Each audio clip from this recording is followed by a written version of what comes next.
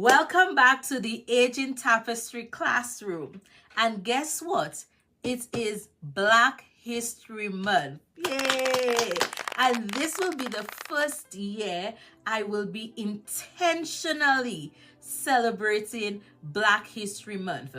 And during this time, I would really like to focus on the importance of culture within the context of dementia care.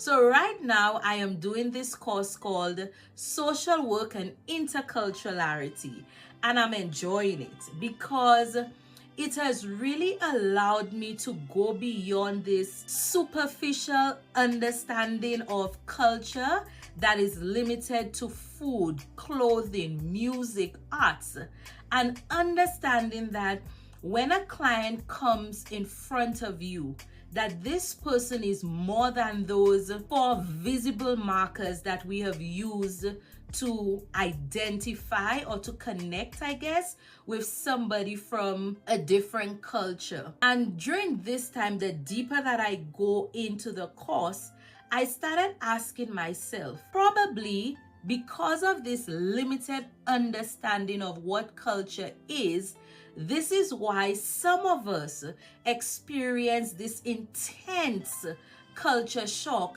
when we move to a different country.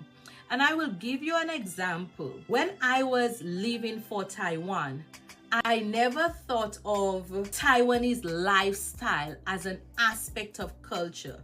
All I knew is I am going to learn the language, I am going to study, I will definitely be eating the foods, the teas, the drinks. But I wasn't prepared for what I experienced at the dormitory. So when we got to the dormitory, we realized that when you're done doing your business, you don't flush the tissue down the toilet. You throw it in the garbage bin. That created a lot of tension and discomfort because for us, where we're coming from in the Caribbean, we flush tissue down the toilet, like when you're done doing your business down the toilet, not in the garbage bin.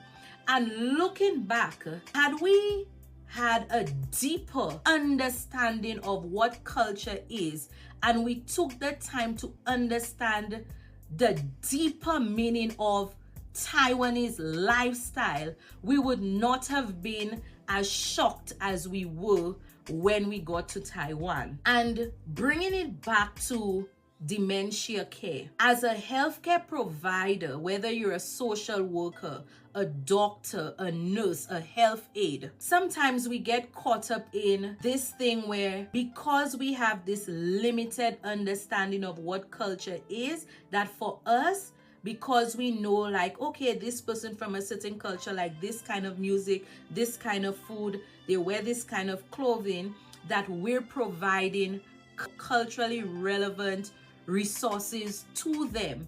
No, that is not it.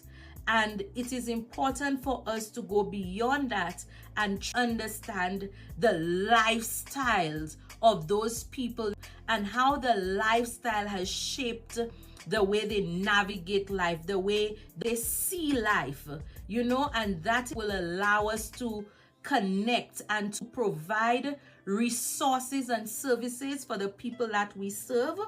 Give them what they need, not what we think that they need based on some stereotypical ideas that we have of different cultures. Because let's just take for example, right? You as a social worker, you have a client who's from Taiwan. We'll use the example of Taiwan. And you see that person throwing the tissue in the bin. This person has dementia, they're throwing the tissue in the bin. You might think that, oh, this person probably has some sort of memory issue. That is why they're throwing the tissue in the bin. And you might be like, oh, you need to throw the tissue, flush it in the toilet, not knowing that this has nothing to do with hygiene or memory or anything like that. It's cultural, it's a lifestyle. And the lack of understanding can lead to a lot of issue of misdiagnosis. So the question today is, what are you as a healthcare provider doing to gain cultural competence? Happy Black History Month.